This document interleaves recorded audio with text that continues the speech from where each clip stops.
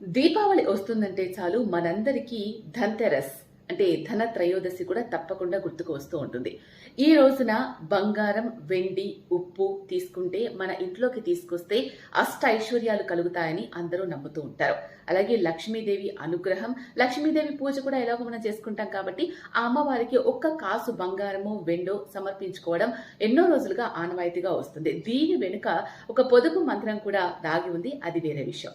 అయితే ధన త్రయోదశి ఈ సంవత్సరం వచ్చేసి అక్టోబర్ 18 శనివారం రోజున వస్తుంది. అయితే మనందరికీ తెలిసిన విధంగా ధన్తెరస్ అంటే ధన త్రయోదశి రోజున ఏ వస్తువులు కొనుక్కోవాలో తెలుసు. ధన్తెరస్ రోజున ఏ వస్తువులు ఇంట్లోకి తీసుకురాకూడదో కొనకూడదో మీకు తెలుసా? పొరపాటున ఈ వస్తువులు కొన్నా మీరు ఆ రోజున ఇంట్లోకి తీసుకొచ్చిన అష్ట దరిద్రాలు మీకు చుట్టుకునే అవకాశం ఉంటుంది. లక్ష్మీదేవి ఆగ్రహానికి గురయ్యే అవకాశం ఉంటుంది.